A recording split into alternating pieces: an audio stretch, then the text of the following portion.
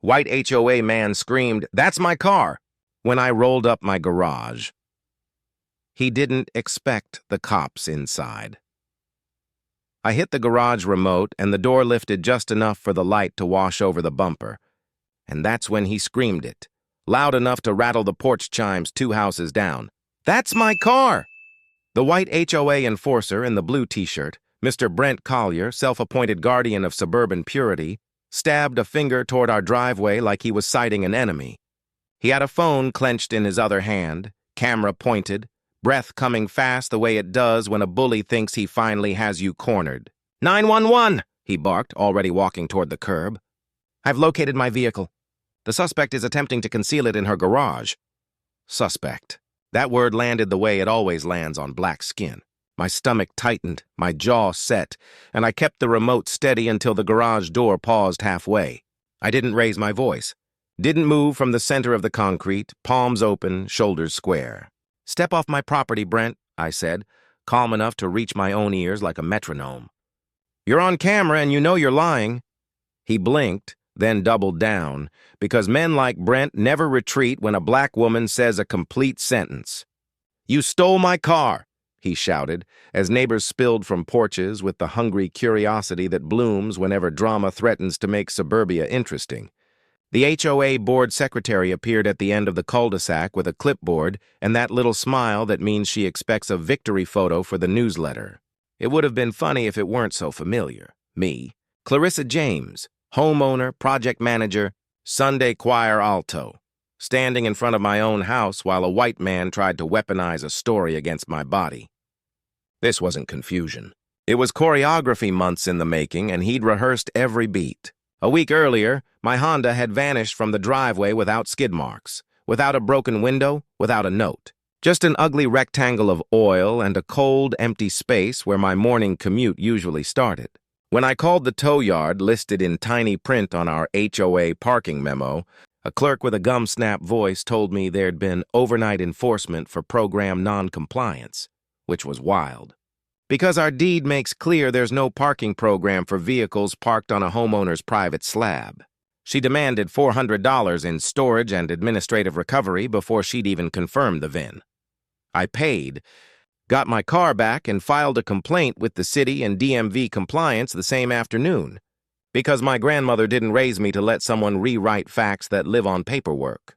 And then, as if the grift needed a sequel, flyers started appearing on mailboxes and the clubhouse corkboard. Abandoned vehicle auction. Saturday. Ass is.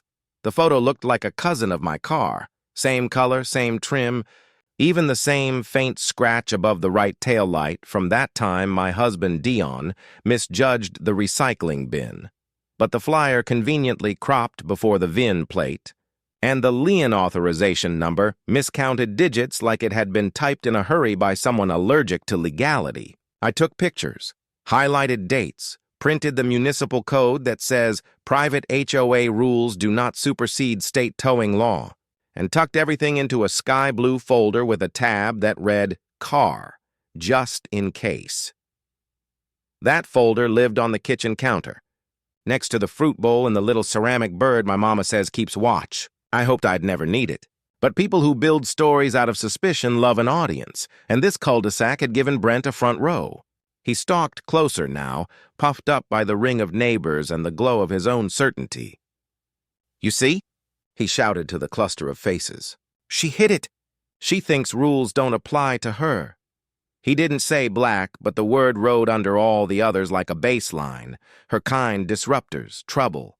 A few heads turned toward me with that curious cocktail of pity and doubt.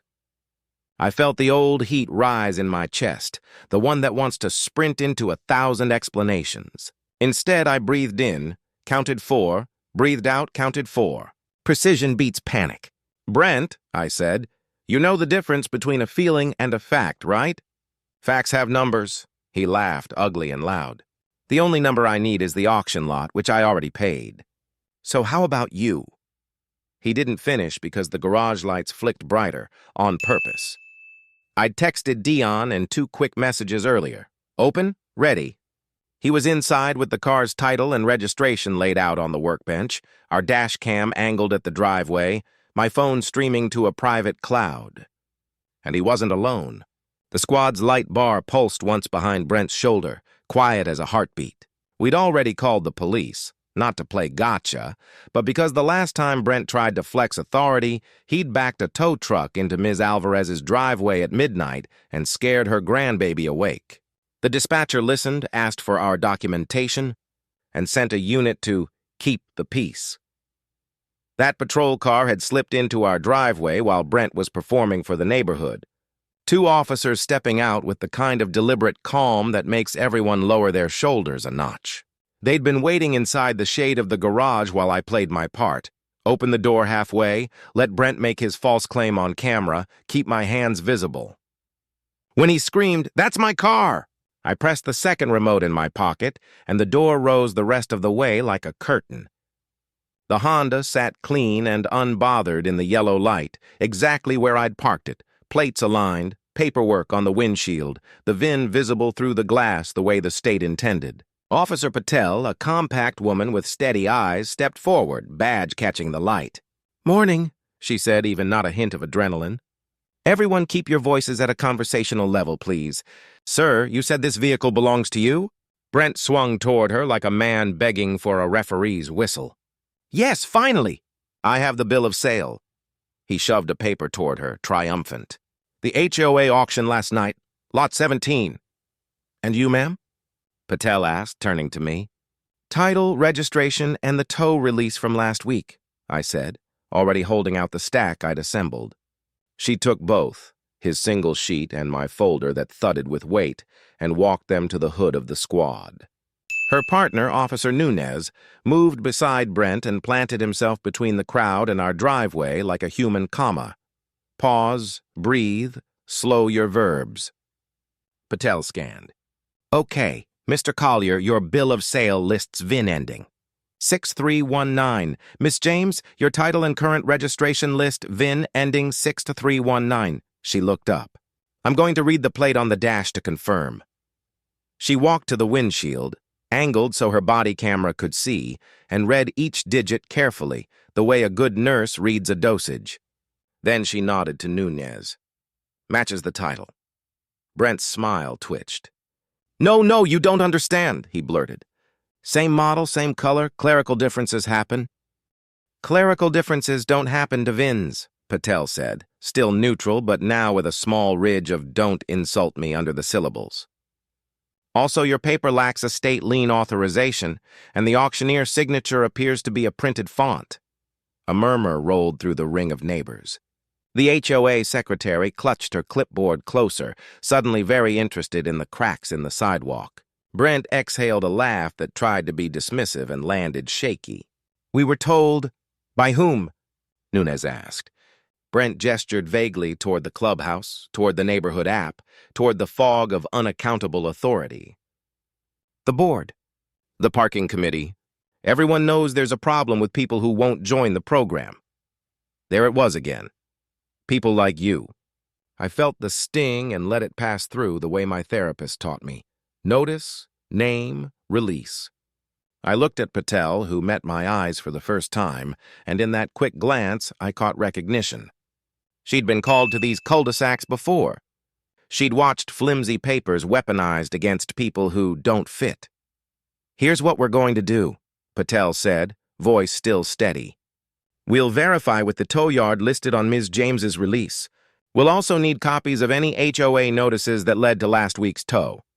"Here," I said, sliding the folder open like a magician revealing doves, photos of the flyers.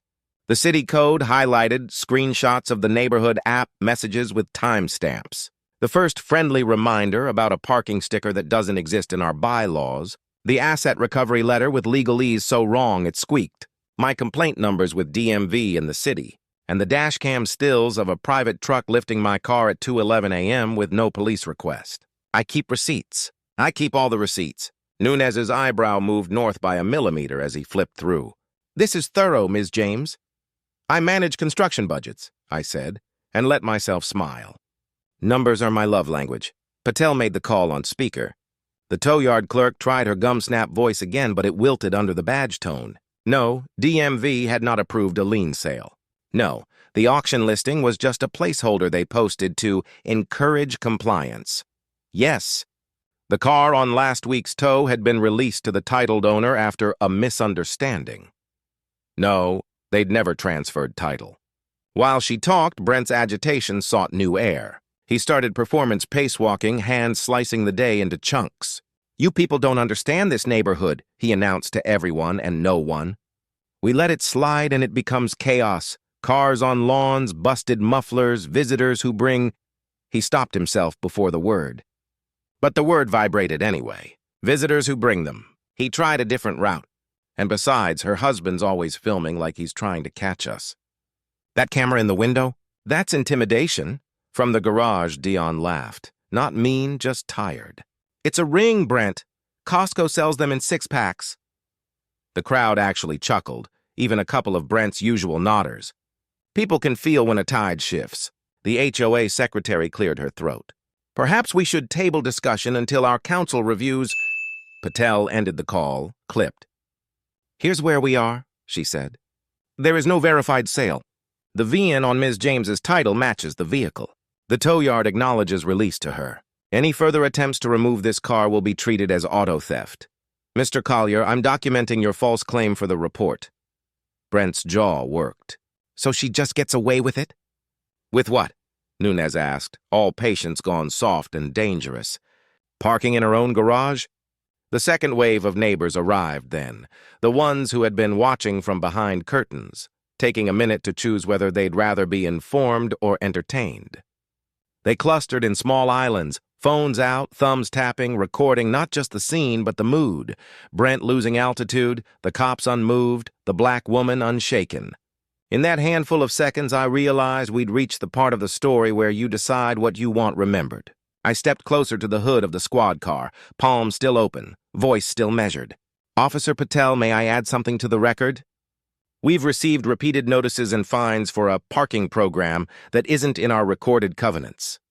We have documentation of selective enforcement against black homeowners and guests. My brother got a warning for parking a rental sedan for 2 hours while he installed a baby gate for us. Meanwhile, Mr. Collier's friends leave a boat trailer in the cul-de-sac all weekend without a peep. I'm making a bias complaint to accompany the towing complaint, and I'd like a case number." The whispering on the lawn thinned into silence, as if the air itself leaned in to get every word correct. Patel nodded. "You'll get it, and I'll flag it for our community liaison." Brent scoffed, but the sound came out small.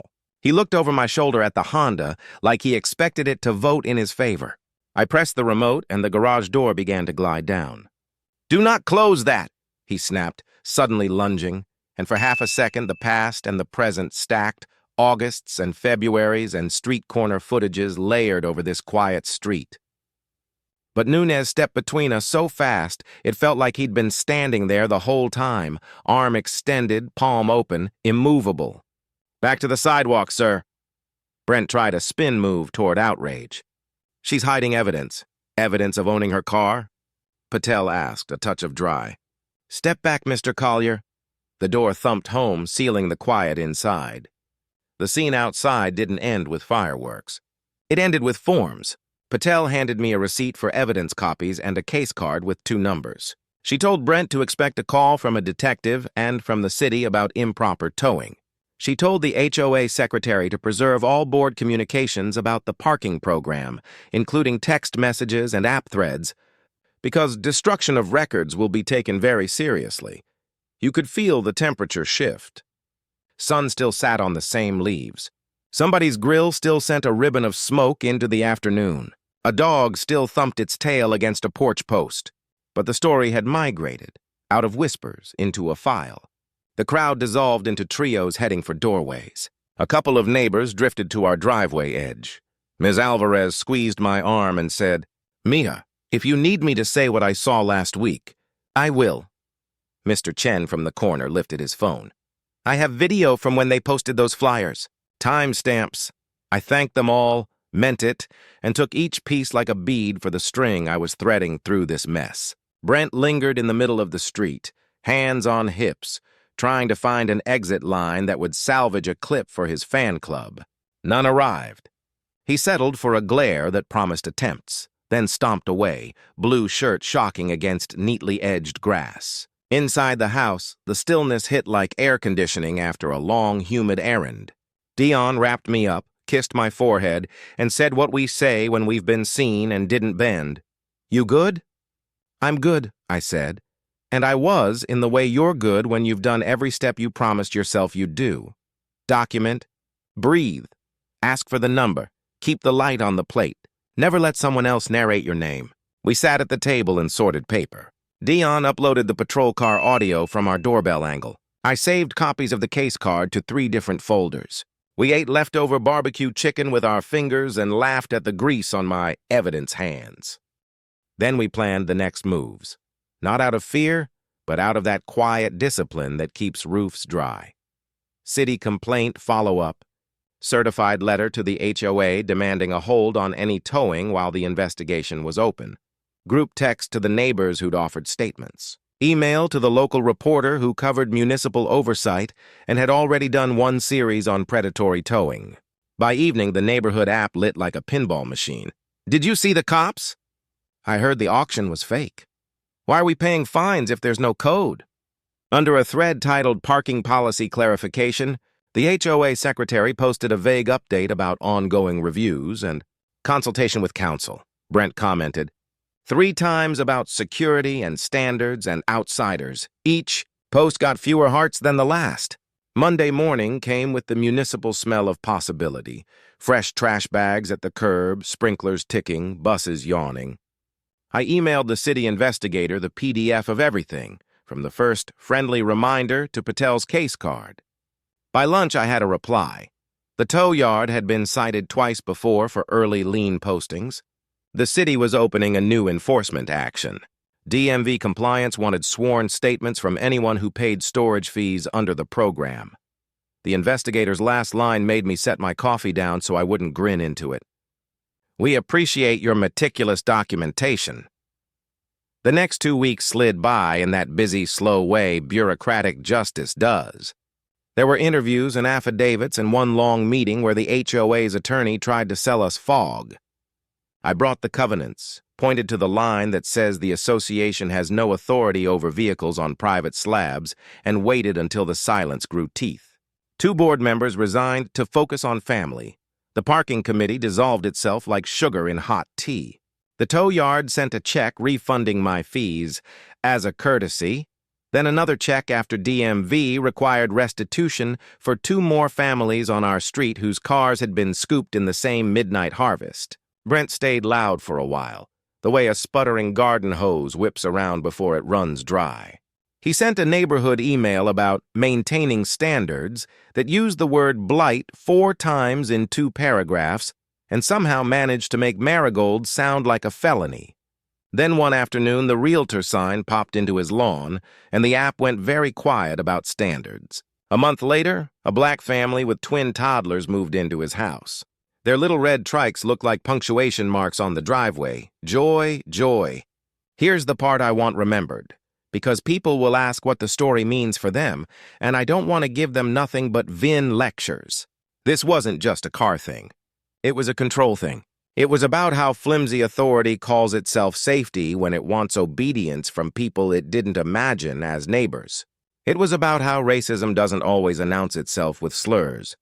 Sometimes it shows up as a made-up program that mysteriously targets black households for corrections. It was about how facts with numbers, delivered without tremor, can make a lie run out of breath. And it was about community in the real sense, not the kind on banners, the kind that knocks on your door with a flash drive and says, "I've got the angle from 2:11 a.m. You want it?"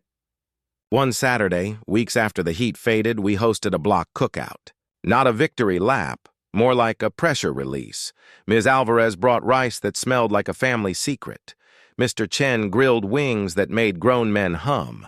The twin toddlers discovered the joy of a garden hose and soaked everyone who tried to reason with them.